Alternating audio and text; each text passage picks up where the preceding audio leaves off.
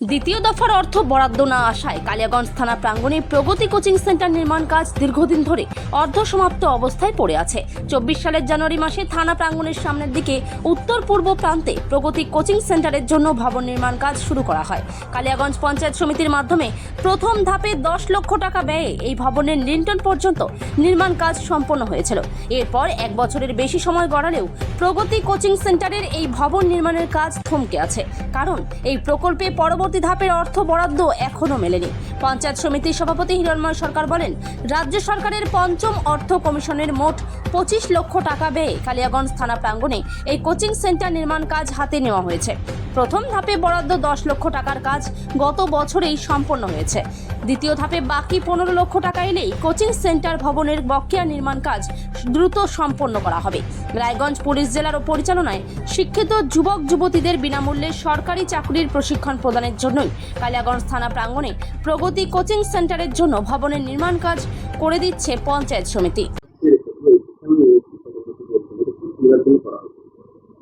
আমাদের কালিয়াগঞ্জ পঞ্চায়েত সমিতির উদ্যোগে আমরা কালিয়াগঞ্জ থানা প্রাঙ্গণে একটা প্রগতি কোচিং সেন্টার শুরু করেছি। তার টোটাল এস্টিমেট আছে 25 লক্ষ টাকা। তা আমরা ফার্স্ট ফেজে এসএসসি থেকে আমরা ওটা 10 লক্ষ টাকা টেন্ডার করেছিলাম, তার কাজ অলরেডি হয়েছে।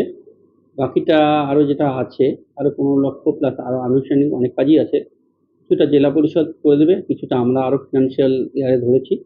তা আমাদের ফিনান্সিয়াল টাকা ঢুকলে অবশ্যই সেটা টেন্ডার করে বাকি কাজটা বন্ধ হয়ে পড়ে আছে। হ্যাঁ, ফিনান্সিয়াল টাকাটা ঢুকেনি, ফিফটি টাকাটা তো মাঝখানে আসেনি, ওই জন্য একটা ফিনান্সিয়াল ফিফটি টাকাটা পাওয়া যায়নি।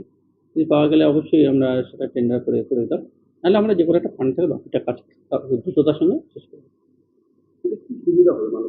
সুবিধা হবে বলতে প্রগতি কোচিং সেন্টার ওটা করার পর ওটা আমরা থানার আইসি সাহেব বা এসপি সাহেবের সঙ্গে কথা হয়েছে, ওনারা ওটা পরিচালনা করবে। অনেক দুস্থ মানুষ আছে যারা কোচিং ওখানে নিতে পারবে এবং কোচিং নিয়ে তারা বিভিন্ন রকম এক্সামে বসতে পারবে এবং সেই এক্সামের মাধ্যমে তারা তাদের বেটার কিছু পাবে। ওখান থেকে পরীক্ষার মাধ্যমে সরকারি চাকরি পাবে বা ভালো রকম কোনো প্রাইভেট ফার্মে কাজ করতে পারে।